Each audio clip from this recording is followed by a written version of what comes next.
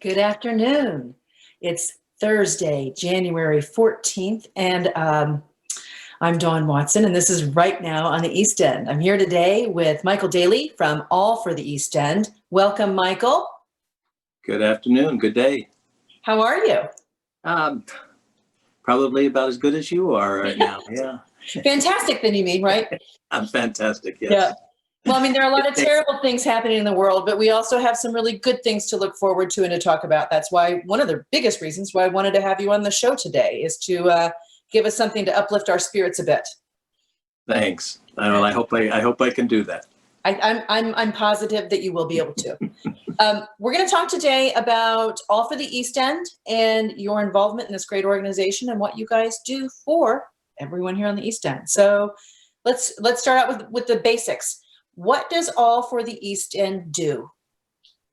Well, All for the East End was established actually several years ago. Was originally founded in 2013 to support good work of the nonprofit organizations. Mm-hmm.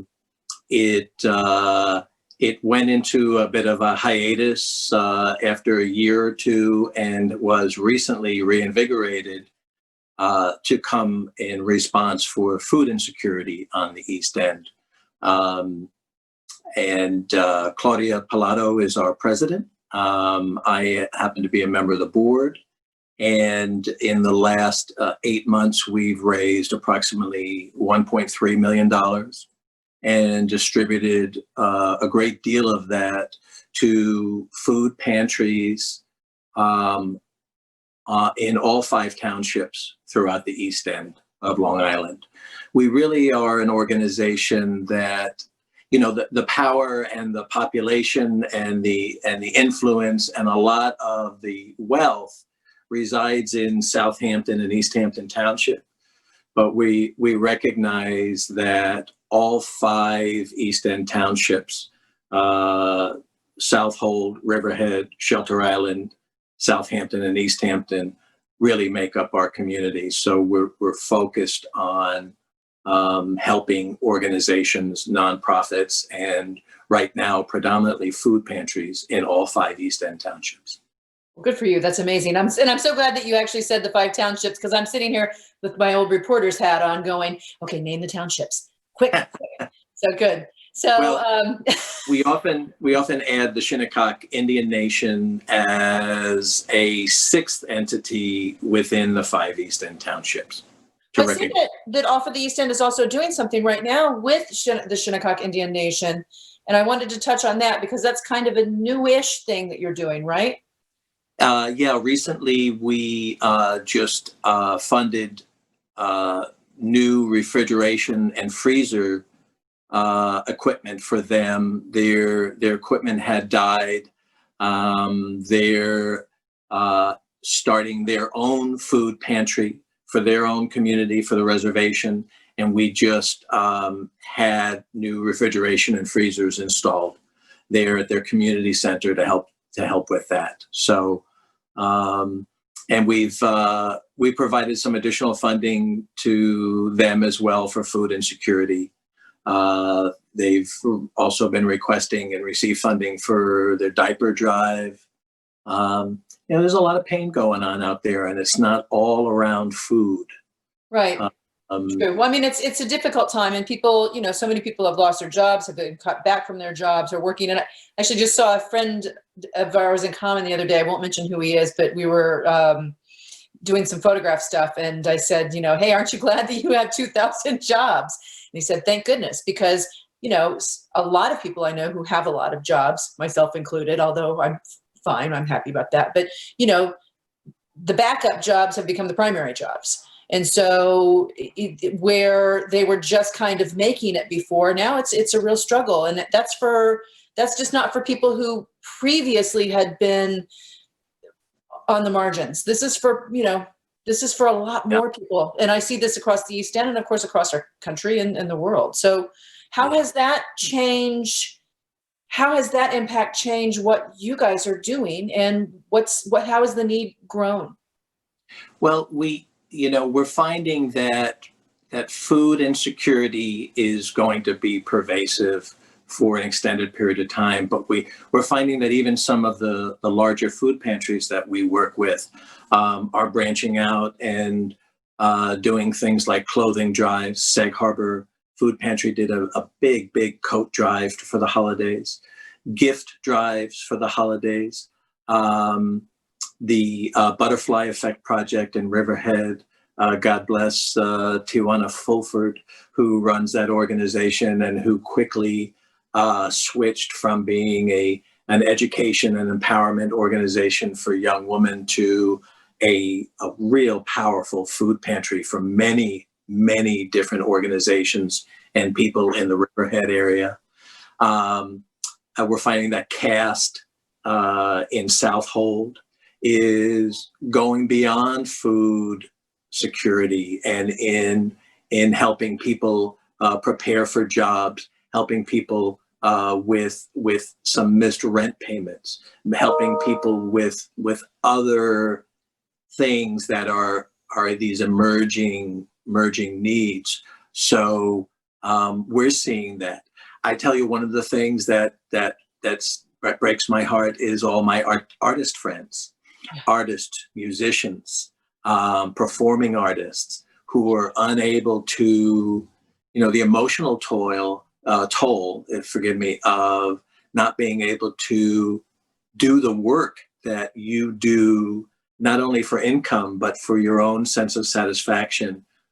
It's created a lot of isolation. Mm-hmm. I think a lot, especially with people who are performers and musicians. Like, so if you're an artist and you're a creator and you're painting something or you're drawing something, hopefully you still have the means or the wherewithal to be able to create because you have the materials. But people who are used to being able to share their gifts publicly, that's a whole other issue. And that's and when that is coupled with, okay, nobody is buying this artwork or going to shows to see what I'm doing to perform, then it's a whole other level of, so you've got emotional problems and you've got, physical problems with having money coming in. And that's a real challenge. And the sadness, not only about not being able to make income for your gifts, but not being able to share your gifts. Yeah. It's not always all monetary. Right. And even Governor Cuomo, I'm glad that he addressed that yesterday for the arts, funding for the arts. 50% of actors in New York City are out of work. And I don't know what the other 50% are doing because Broadway is closed, and it really also, it shows kind of the tale of two worlds that we have, the bifurcation of the haves and the have-nots, whereas several art institutions and several, what do you call them, places that sell art? Galleries? Galleries, yeah. several high-end galleries have relocated to the East End. Yeah, and sure. Reportedly, some of them have had some terrific business because, wealthy are buying art, as maybe as a way to calm the nerves or to soothe the soul. But the low-end art is the really non-famous. Let's say the non-famous, because obviously the level is great, but right. Yeah. So it's I always kind of say that the rich get richer. Well, it reminds me of the fact that most of the art in my house, and because you're an artist as well, right? Well, let's not. I love that you're inclusive like that, but I would not necessarily call myself an artist. You're an artist. I support and advocate for art, and I take a few photos every once in a while. Okay. All right. Anyway, your house is filled with art from local artisans and creators. From local artists, I just bought another piece recently from an exhibition we had at the Unitarian Universalist congregation, and the person who I bought it from, I had no idea. She said to me, "Thank you, Micheal. That's the first sale I've had as an artist." And I was like, "Oh my God, I felt so wonderful." That's wonderful. Yeah. Well, that's another thing. So we can support one another in myriad ways. We need to. We need to. And I think that I applaud you for, gosh, we've known each other for a long time. We have. I am always so grateful. And I mean, you lift my spirits in the work that you do and just being so generous to others. And I appreciate that from you personally, and also from, all the organizations that you belong to, specifically since we're talking about All for the East End, AFTEE here. Thank you. Yeah, it's important that we do our parts wherever we can. Thanks. I agree. I mean, I've been, as you know, I've been a real estate agent out here in this market for 22 years. And as a real estate agent, you tend to believe that life is transactional.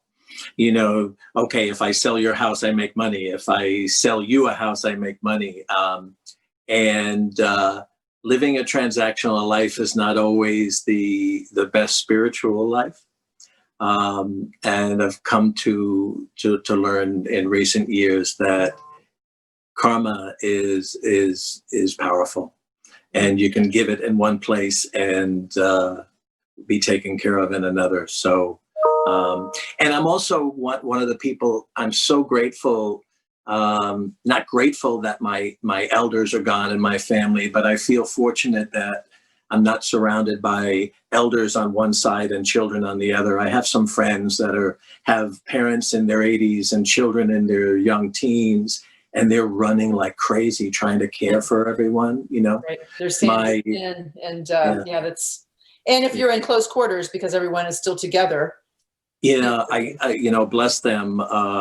And so my elders are gone, and my children are grown and out of the house. So I have that time to dedicate to other community things. So I'm fortunate in that regard. Well, good for you. With All for the East End, I want to make sure that we say how people, if they want to get involved, and I really strongly suggest that they do. Where do they need to go? That would be great. www.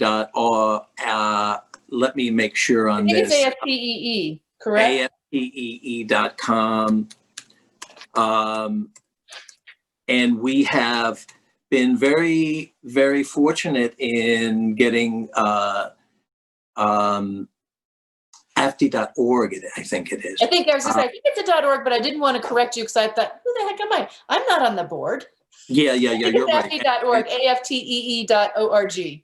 As you can tell, I don't have prepared comments. I actually do.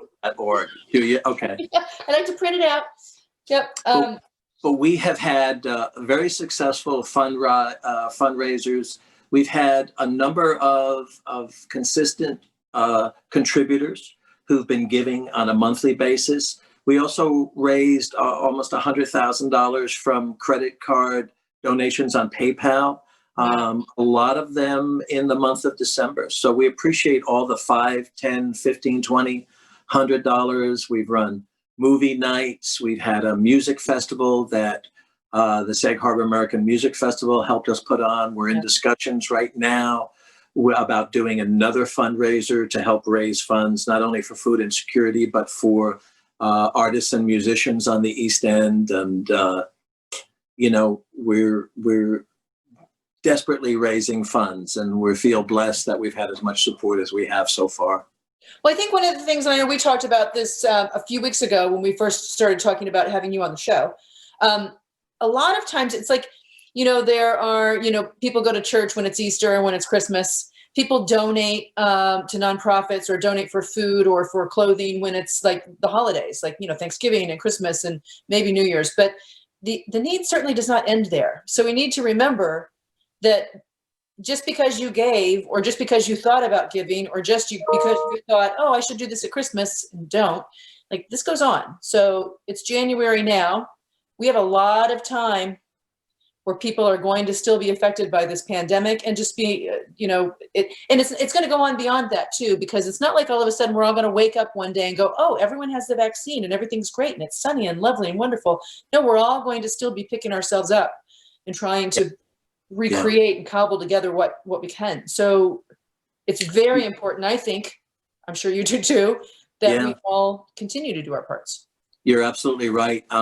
Recent reports show that the majority of job losses in the last few recent months have been at the lower end in the service industry, and also predominantly woman. Now that's a national figure. I don't know, you know, I read that too. I can back you up. I read the same statistics. we're The such a women were the unique first to market. lose their jobs and have now started losing their jobs more frequently than men. And it is certainly in a service industry. Yeah. Yeah. Now, the irony is that we have so many more residents living here now because of the pandemic and because of the flight to safety, that there are more people who are employed, but it's such an uneven strike, you know, it's such an uneven impact. You know, the businesses that thrived, you know, the upholstery lady on the Sag Harbor wharf told me that she was having the best year of her life. You know what I mean? And who would have thought? Yeah, well, because everyone's home and says, "Ooh, that couch is ugly. I got to fix it." Right.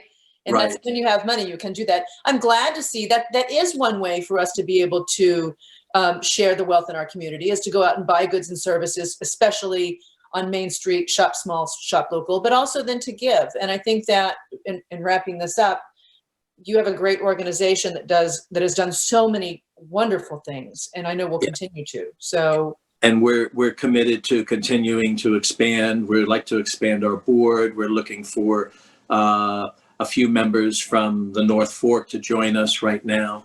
We're looking for ways to expand our mission of supporting nonprofit organizations on the entire East End, and we hope we plan to be around for a long time.